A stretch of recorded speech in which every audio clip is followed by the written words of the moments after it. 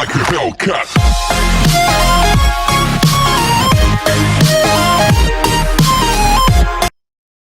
Hai, Assalamualaikum. Saya adalah Cikgu Azaz Zakia binti Mat Saleh. Hari ini kita akan mempelajari tajuk Sains kelas 1M tingkatan 5 iaitu tajuk 5.4 lemak.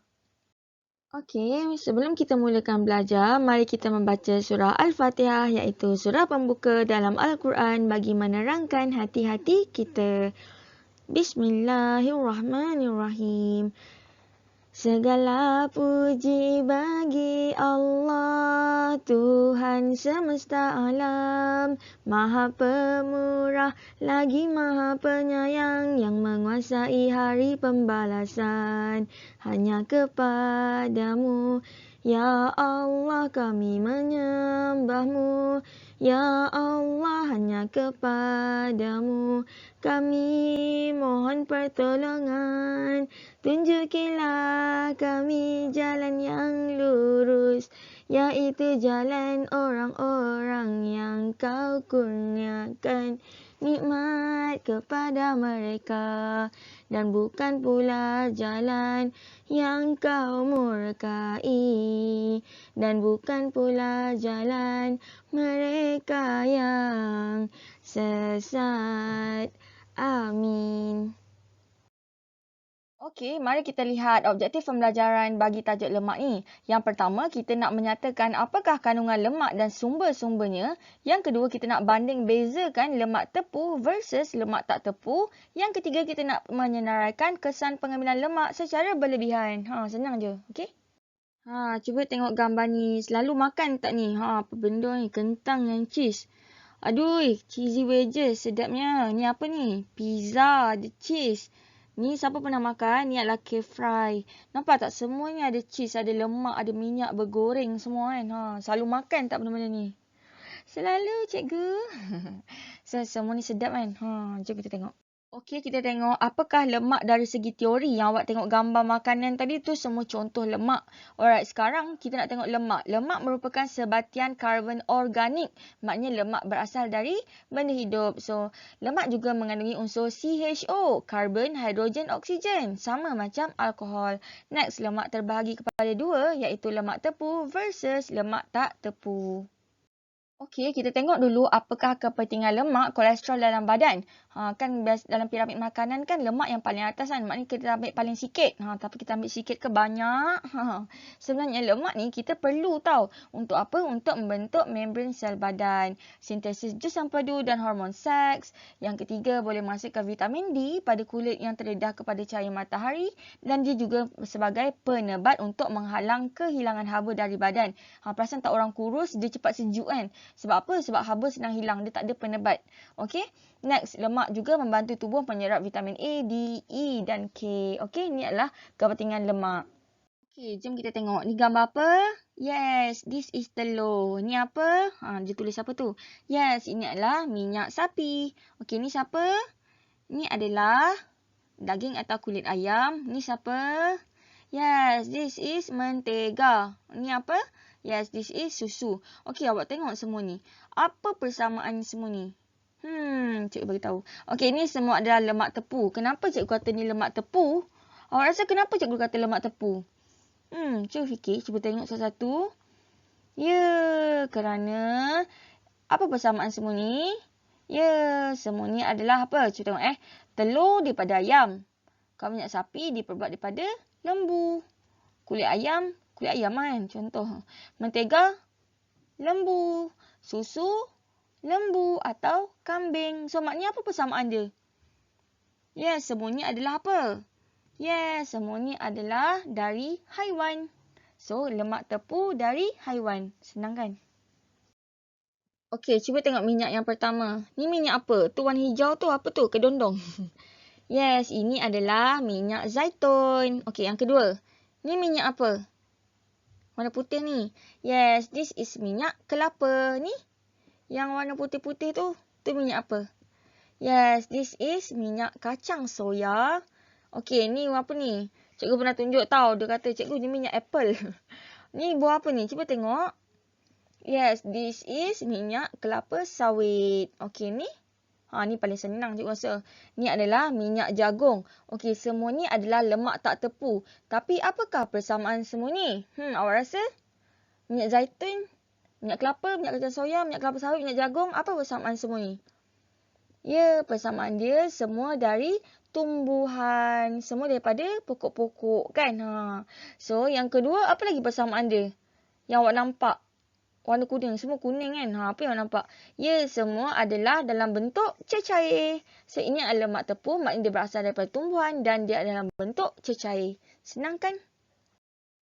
Okey, kita nak tengok apakah persamaan lemak tepu versus lemak tak tepu.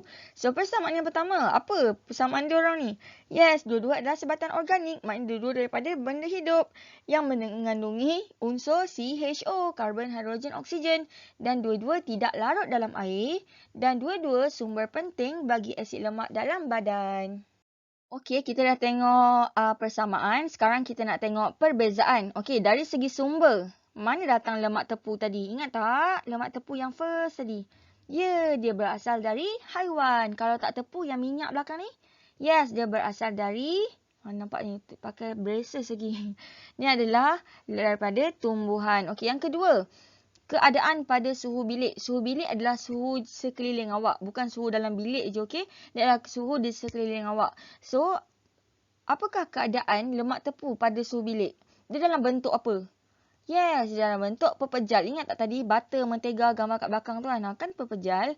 So, kalau lemak tak tepu ni, yang minyak-minyak belakang tu, ya, dia dalam bentuk cecair. Boleh? Next, yang ketiga adalah kandungan kolesterol. You rasa yang mana lagi bagus untuk kesihatan? Lemak tepu ke lemak tak tepu?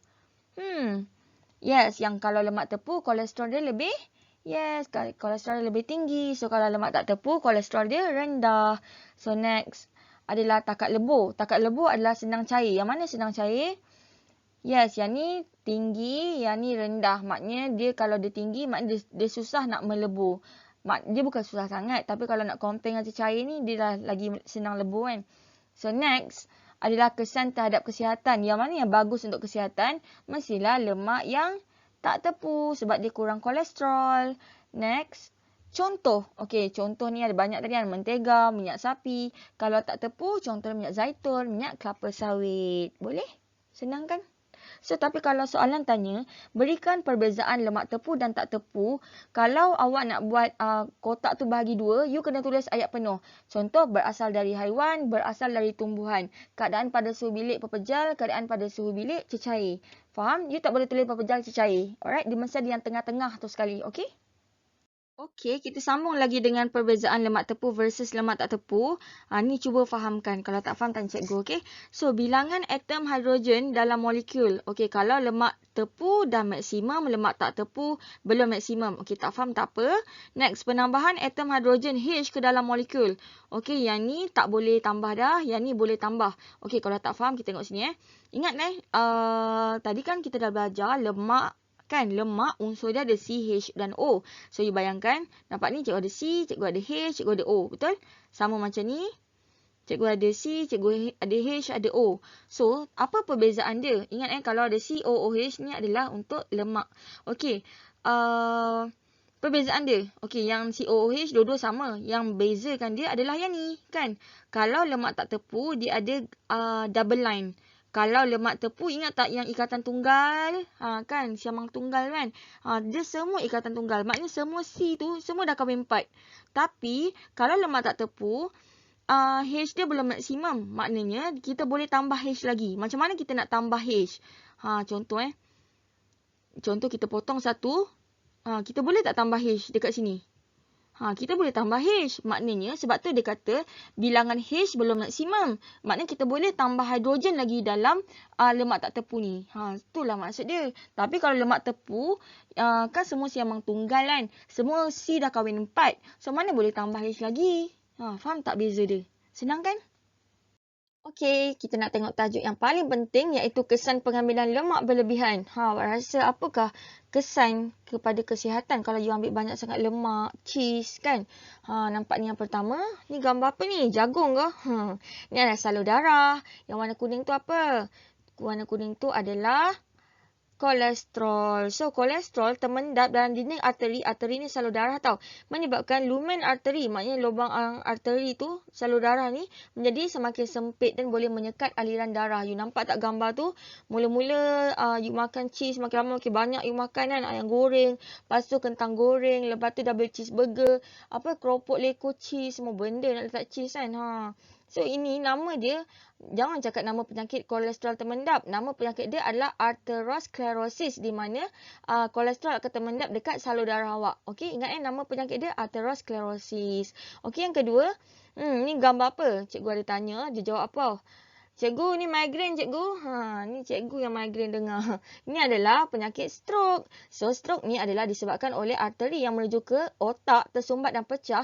Boleh menyebabkan hipertensi, tekanan darah tinggi, stroke, tekanan jantung, serangan jantung dan maut. So, untuk pengetahuan awak, bila salur darah ni sempit, darah ni akan jadi sangat laju. Itu yang menyebabkan tekanan darah tinggi. Okey, yang ketiga, dia boleh menyebabkan, kenapa ni sakit perut ni? So, ini adalah penyakit jaundice, di mana apa yang berlaku, dia pegang perut sebab telah berlaku bila you makan terlalu banyak kolesterol. Kolesterol yang berlebihan ni, dia akan membentuk batu karang, hempedu, yang boleh menyekat salur hempedu awak. Tu yang sakit tu. Dan bila you ambil terlalu banyak sangat kolesterol, kulit you akan jadi warna kuning. Itulah jaundice. Okey.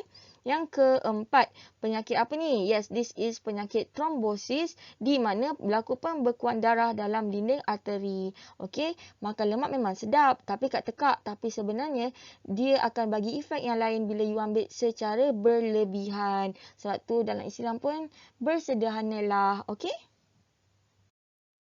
Okey, cikgu just nak share, sad but true. We are what we eat. See? Alamak. Nampak ni? We are what we eat. So, jomlah jaga makan. Okey, kita sambung. Jomlah kita bertukar kepada lemak tak tepu. Pilihan di tangan kita. Sekian. Okay, did you know that Dr. Michael dan pakar-pakar dari Institut Sains Kesihatan Universiti Oxford, wow yang famous ni, diorang telah membuat kajian untuk melihat perkaitan antara kanser dengan diet yang dikaitkan dengan pengambilan minyak zaitun. So, kajian dilakukan di 28 buah negara termasuk Europe, Britain, Amerika, Brazil, Kanada dan China. So, kajian menunjukkan pengambilan minyak zaitun boleh mengurangkan risiko kanser. Wow! Pernah dengar tak? Dalam Al-Quran kan ada surah Wattini wazzaitun. Maknanya Allah telah sebut minyak zaitun, buah zaitun dalam Al-Quran. Maknanya buah zaitun ni sangat bagus. Sebab Allah sendiri yang creator ni pun dah sebut buah zaitun. So, bila pengkaji-pengkaji barat mengkaji apakah kelebihan zaitun, nampak tak dia dapat discover that minyak zaitun boleh mengurangkan risiko kanser. Bagus kan? So, jomlah kita bertukar kepada minyak zaitun. Awak rasa kenapa minyak zaitun ni bagus sebab apa? Kalau perasan kan, kalau you pergi kedai kan, minyak zaitun ni adalah minyak yang paling mahal tau. Antara minyak-minyak lain, antara minyak jagung, minyak kelapa sawit kan. Dia lagi paling mahal. Kenapa? Kerana minyak zaitun mempunyai kandungan kolesterol yang paling rendah. Sebab tu dia sangat bagus dan mahal. Alright? Okey, bab 5.4, lemak telah tamat. Mari kita jawab soalan bersama-sama. Soalan cikgu yang pertama, apakah lemak? Senang je. Yang kedua, namakan satu contoh lemak dan sumbernya. Apa lemak dan sumber dia daripada mana? Okey, kita pergi jawapan nombor 1. Lemak apa? Yes, lemak adalah sebatian karbon organik yang mengandungi unsur C, H dan O, iaitu karbon, hidrogen dan oksigen. So, apa contoh lemak? Okey, contoh cikgu nak mentega lah. Yes, mentega contoh daripada lembu. Kalau yang tumbuhan, cikgu nak siapa yang mahal? Cikgu kan suka yang mahal. So, contoh cikgu ada buah zaitun. Sumber dia daripada mana? Yang cikgu ada minyak zaitun. Sumber dia adalah dari buah zaitun. Senang kan? Okey, kita tengok soalan yang ketiga, iaitu nyatakan satu persamaan dan satu perbezaan antara lemak tepu dan lemak tak tepu. Okey, dia nak persamaan, dia nak perbezaan. So, kalau dia nak perbezaan, cikgu recommend, cikgu suggest untuk awak buat dalam bentuk jadual. Alright, supaya you tak confuse. Okey, So, persamaan dia dua-dua ni apa? Yes, dua-dua adalah sebatian karbon. Apa lagi? So, you boleh pilih mana-mana you nak. So, contoh persamaan dia adalah sebatian karbon organik yang ada CHO. Perbezaan satu, kalau lemak tepu berasal dari haiwan. Kalau lemak tak tepu berasal dari tumbuhan. Banyak lagi you boleh buat sebenarnya keadaan pada suhu bilik kan. Pepejal cecair kan. Lepas tu you boleh buat kandungan kolesterol, tinggi rendah. Banyak lagi sebenarnya. Alright? Okey, mari kita lihat soalan yang keempat dan soalan terakhir. Nyatakan 3 masalah kesihatan yang disebabkan oleh pengambilan makanan yang mengandungi lemak berlebihan. Awak rasa apa nama 3 masalah kesihatan tadi? Kalau disebut 3 masalah kesihatan, maknanya 3 nama penyakit. So, apa 3 nama penyakit yang awak tahu? Ingat tak?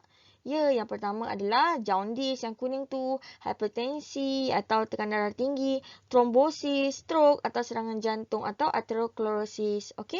So, bab 5.4 telah tamat. Cikgu harap awak faham tajuk ni dengan baik dan boleh jawab soalan dengan betul. So, bagi anda yang baru terjumpa channel cikgu ni, bolehlah like dan subscribe channel cikgu untuk mempelajari tajuk Sains KSM tingkatan 5 yang lain. Okey semua, thank you. Bye. I've been waiting, I've been hurting, 'cause I've been falling. I need your help.